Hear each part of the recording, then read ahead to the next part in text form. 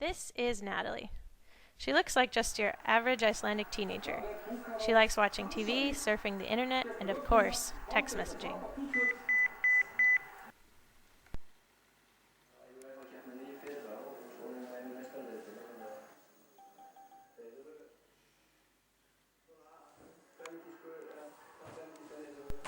On this Friday, Natalie is leaving to have lunch with a friend.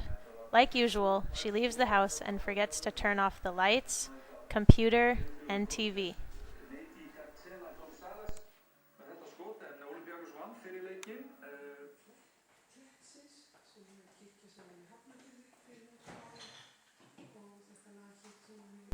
She also forgets to close the refrigerator door, turn off the stove, and unplug the radio.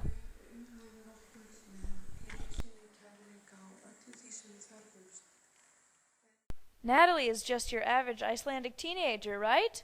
Wrong! Don't let her Lopi fool you. She's actually an energy-consuming CO2 monster. CO2, also known as carbon dioxide, is a potent greenhouse gas that traps heat within the Earth's atmosphere, thus inducing global climate change.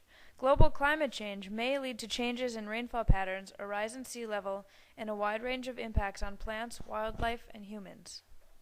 Luckily, you won't have to turn into a CO2 monster like Natalie. Tarvu, the robot, Regina, and I are here to save you and our fragile planet. It's easy. All you have to do is watch our video, listen to our tips. So sit back and enjoy.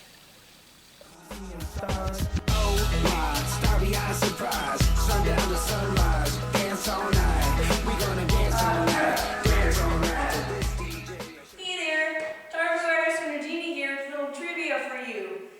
Did you know? Residential energy consumption is responsible for over 8% of global greenhouse gas emissions. Of the energy used in homes, 41% of energy is used for spatial heating, 26% is used for lighting and appliances, 20% is used for water heating, 8% is used for air conditioning, and 5% is used for refrigeration. Lucky for Icelanders, 99% of Iceland's primary energy needs come from renewable sources. Unlike fossil fuels such as oil and coal, renewable energy sources can be replenished naturally. Proportionally speaking, Iceland is one of the world's largest energy consumers, mainly due to energy-intensive industry and the large fishing fleet. In Iceland, approximately 70% of energy comes from hydropower, while 30% comes from geothermal energy. Iceland has 9 major hydropower stations and 5 major geothermal stations. So we know that Iceland is capable of producing lots of energy from renewable sources, but that doesn't mean that we should be wasting energy. Wasting energy is like beating up Tarvu just because it's easy. Wasting energy is just like stomping on a flower just because you can.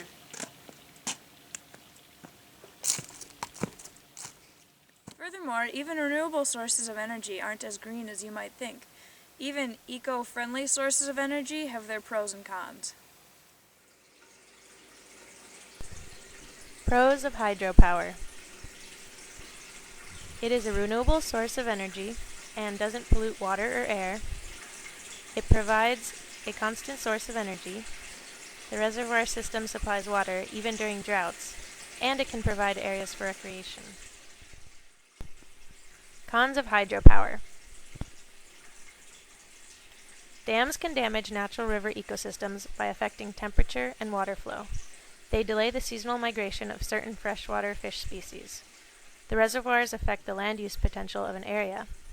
Dams block the natural flow of silt in rivers. Reservoirs displace the wildlife originally inhabiting the area. They are also responsible for the indirect greenhouse gas emissions due to the decomposition of flooded ecosystems. Pros of geothermal energy. It is a renewable source of energy and is reliable and abundant. It is used to heat 89% of homes in Iceland and requires minimal infrastructure. Cons of geothermal energy. It releases some noxious gases from the earth, thus contributing to greenhouse gas emissions and air pollution. The wastewater from geothermal plants can negatively affect nearby aquatic ecosystems. Drilling of boreholes is hazardous and can lead to blowouts. Blowouts can lead to heated wastewater discharge. The extraction of hot water from geothermal sources can potentially cause the land surface to sink. Withdrawal of hot water can increase the chances of small earthquakes. Our point is that while renewable forms of energy are much better for the environment than fossil fuels, they are not without some impacts on the environment. And that is one more reason why we should conserve energy. Here in southern Iceland, the village of Stolhammer is actively engaged in energy efficiency. Currently, Stolhammer is switching from incandescent to compact fluorescent light bulbs.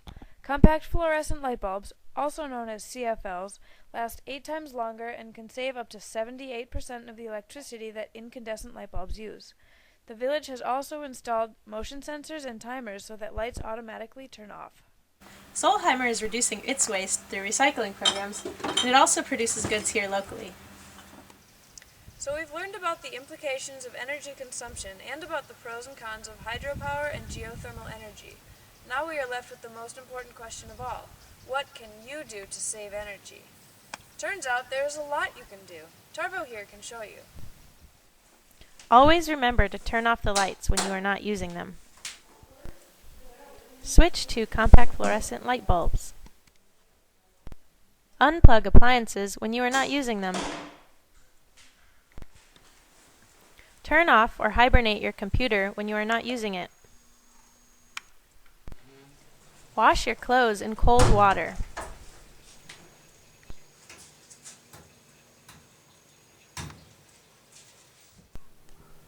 Line dry laundry instead of using the dryer.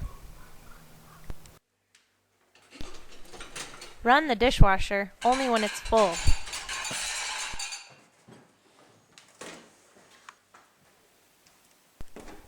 Keep doors closed to prevent drafts. Remember our friend Natalie from the beginning?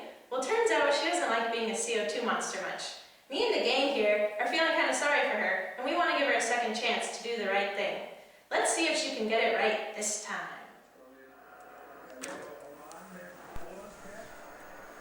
So this time, before Natalie leaves the house, she remembers to hibernate and unplug the computer and turn off the TV and living room lights.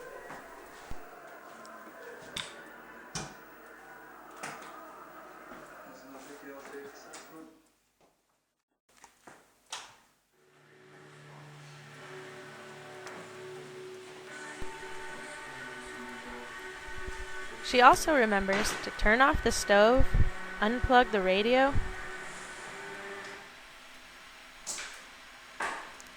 and close the refrigerator door and turn off the kitchen lights.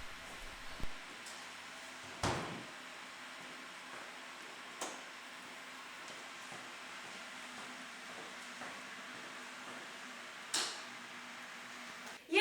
She did it! Natalie is no longer a CO2 monster. She's now an eco-agent. You too can be an eco-agent. Just follow our tips and remember, save energy!